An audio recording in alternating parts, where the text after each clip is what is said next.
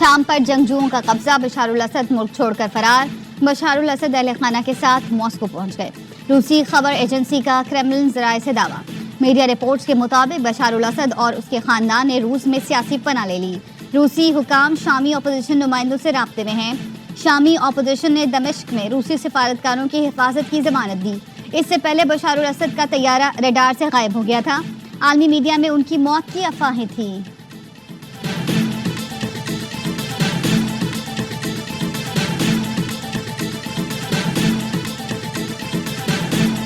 शाम में असद खानदान के 50 साल इक़्तिदार का सूरज गुरूब हो गया।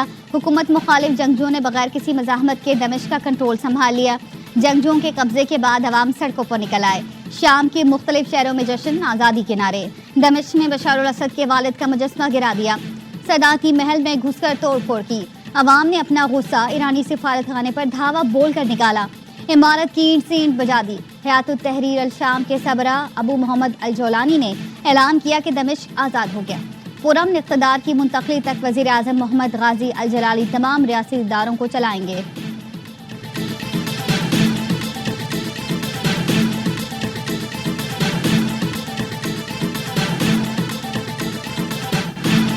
शाम में सैकड़ों पाकिस्तानी फंस गए। खानदान वालों के साथ राब्ते कट गए। चिन्यूट का एक खानदान भी वहाँ शदीद परेशानी का शिकार है। मुतासरा खानदान के अली नामी नौजवान ने AMI न्यूज़ को बताया, खानदान के 15 अफराद ज़ियारत के लिए शाम गए थे। अब उनसे कोई राब्ता नहीं।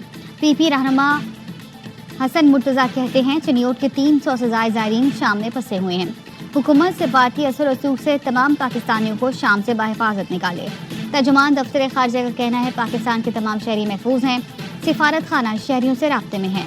अभी तक दमिश्क एयरपोर्ट बंद है। हवाई अड्डा खुलने के बाद पाकिस्तानियों की वापसी को सिफारत खाना आसान बनाएगा।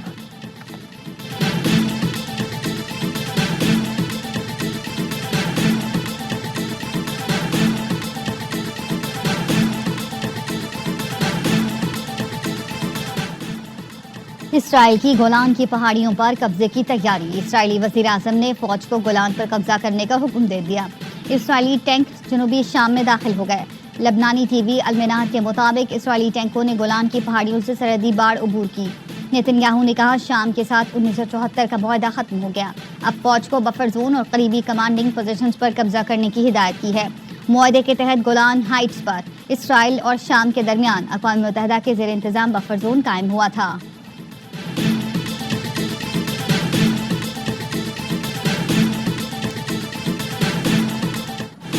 बदमाशी करोगे तो हमसे बड़ा बदमाश कोई नहीं। हम वो लोग नहीं जिन्हें तुम इस्लामाबाद आने से रोक सको। कारकुन इस्लामाबाद मार्च के लिए तैयार रहें, जल्द कॉल देंगे। हम धमकियों से डरने वाले नहीं। मौलाना फजल रहमान का पेशावर में कॉन्फ्रेंस से खिताब। कहा, डायरेक्टरेट बनाकर मदारिस को अमली तौर पर कंट्रोल करने की कोशिश की गई। ये डमी चीज़ें नहीं चलेंगी, हकीकी मदरसा चलेगा। मदारिस बिल पार्लियामेंट में आया तो कुछ कुव्वतों ने इसे रुकवा दिया। सेनेट में तमाम जमातों ने मदारिस बिल को वोट दिया। आसिफ जरदारी, शहबाज शरीफ, नवाज शरीफ की मौजूदगी में असम्बली से बिल मंजूर हुआ। सदर मुमलिकत ने मदारिस बिल पर दस्तखत नहीं किया। सवाल तो बनता है, हमने तुम्हें पगड़ियाँ पहनाई हैं, तुम उनके आलाकार बना बनो। 26वीं तरमीम का पहला मुसवदा मंजूर होता तो मुल्क बचता ना इदारे।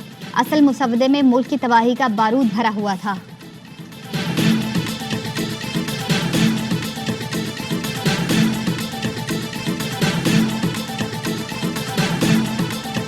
इत्तेहाद तंजीमात मदारिस ने मदारिस को वजारत तालीम के साथ मुंसलिक करने का मुआहदा किया था।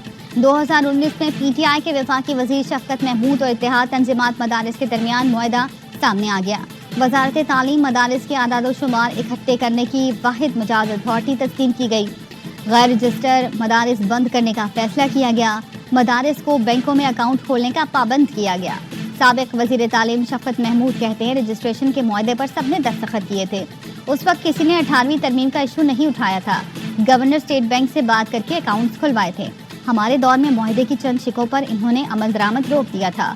सेक्रेटरी जनरल वफाकुल मदारिस मौलाना हनीफ जलंधरी कहते हैं, हुकूमत ने मुआहदे पर खुद अमल नहीं किया। मदारिस के जितने अकाउंट बंद हैं वो अब तक नहीं खुले।